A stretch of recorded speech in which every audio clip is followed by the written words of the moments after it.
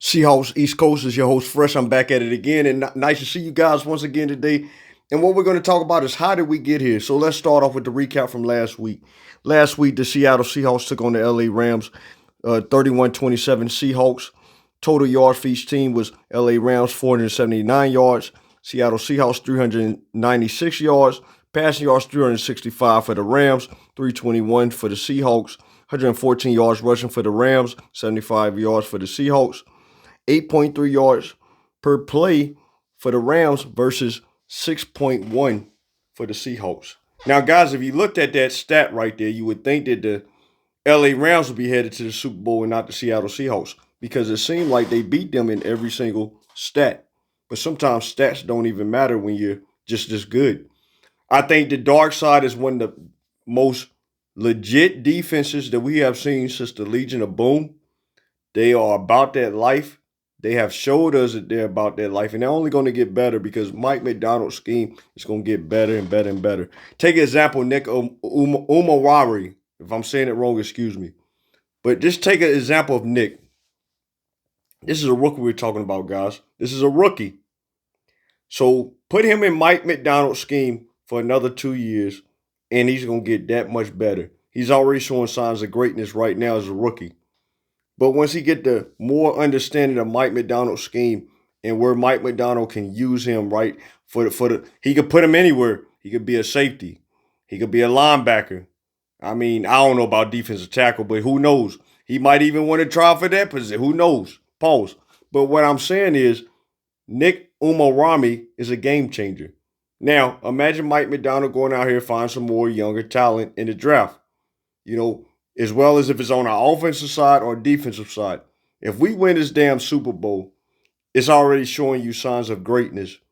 So, guys, what I'm saying right now is I feel that Mike McDonald is a legendary head coach. Not only is he a legendary head coach, he came to Seattle with a plan. He wanted to coach for Seattle. And when a man wants to coach for a team that he probably loved since the Legion of Boom, I don't know how long Mike McDonald likes the Seahawks, but he wanted to coach the Seahawks. He could have chose any team in the NFL. His resume spoke for itself. Back-to-back number one defense in the NFL. Last year with us, I don't know if he came in fifth or third. I think he was in the top five, what I'm trying to say. And then this year, he's in first place again. And he's headed to the Super Bowl in his second year as a head coach. That's legendary status already. If he wins his Super Bowl in his second year, that's already legendary status for Mike McDonald that's basically been here a little less than 24 months. I'm not in Seattle, as you can tell. I'm Seattle East Coast or Seahawks East Coast. Yeah, I'm stationed out of Virginia, but I'm watching you guys. I'm a fan. Been with you for a while. But like I sit there and say, Mike McDonald is a key piece to this success. The next key piece of success is the GM, John Snyder. Yeah, I'm giving John Snyder his roses, his credit, whatever you want to call it. John Snyder is the man that came with a plan. He understood that Pete Carroll played his role and did what he had to do for the Seahawks in his time. But it was time to move on. He had the younger minded offensive coordinator outsmarting him, and John Snyder understood that. So he said, okay, we got an offensive coordinator on the 49ers. We got a strong-minded offensive coordinator on the Rams. Arizona, we don't know what's going on with you all, but y'all will get it together because you are in the NFC West.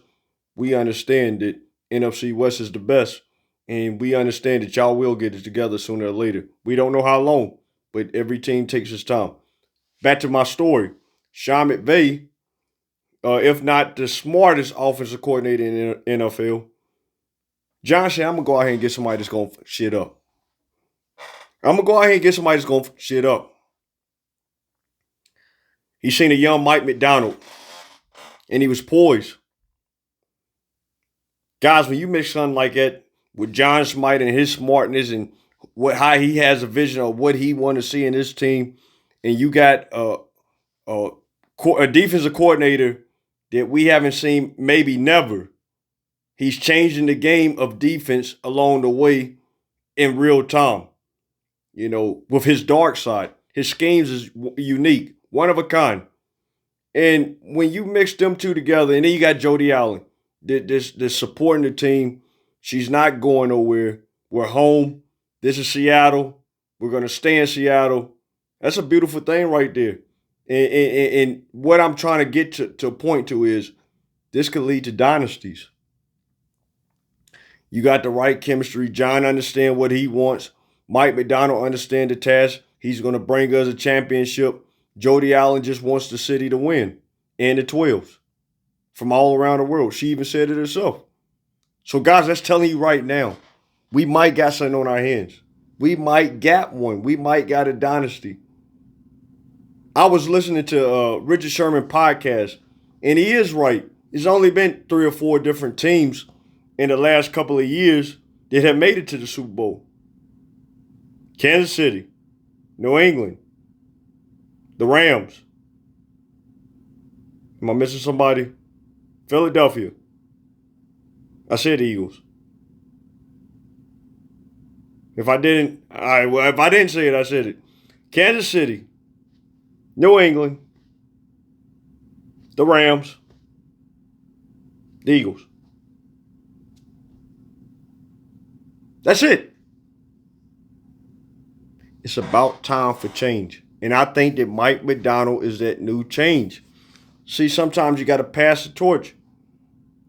Got to pass the torch. You know, they retooled everything. I see that. You know how they say a rebuild? They was rebuilding within the team. They didn't wait to, like most teams, to just clean it all out. We sending you here, we sending you there. No, we're going to keep all the people in-house and we're going to build off of them. That's exactly what they did. Then they went out here and got Gray Zabel. Big time pickup. Big time pickup. Gray Zabel last year. Major pickup because you just got Charles Cross a couple of years ago. So now you got a left tackle and you got a left guard just working together. They get along with each other fine. I'm hearing that Gray Zabel is telling veterans, you know, how he sees the game, and the veterans are paying attention to him, and this guy's a rookie. It's telling us right now we got a dynasty on our hands. So now we got more first-round picks, which we know that John is going to bust that pick down immediately. So we'll never have a first-round pick. I think we will have 2 second rounds, 1 mid and 1 late, or 2 lates. Or John could do his magic again because John been doing it for years. How many times have we seen John really keep a first round? It's only been in the last 10 years, maybe 2 or 3 times where he kept a first round pick. Other than that, he traded them away. And I think he's going to do it again this year. Because this man, he loves the game. I think he watches football all the time. He don't just GM, he actually loves the sport. Mike McDonald loves the sport. And when you put 2 guys like that together, they got a GM that wants to support the team in any way possible, the owner, you got a problem on your hands. We going somewhere. Look out for the dark side. Look out for the MOB. Sam Darnold. Nobody wanted Sam. Nobody wanted Sam. I'm a Seahawks fan, and I wanted somebody else, and Sam was not the first option on my list. I'm going to be honest with you. I'm going to keep it real. But Sam has proved to the world that he can do it. He has done it. And if he win his damn Super Bowl, he's going to show the world that I'm not fucking around no more. Because I believe that Sam Darnold is not going to fuck around no more.